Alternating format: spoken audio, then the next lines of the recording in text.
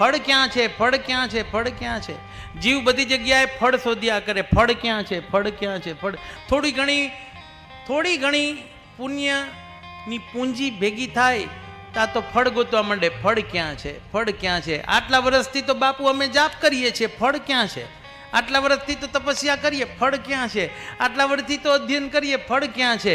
આટલા વર્ષથી તો આમ કરીએ છીએ, ફળ ક્યાં છે? કમ ફલમ, કમ ફલમ, કમ ફલમ, કમ ફલમ, કમ ફલમ.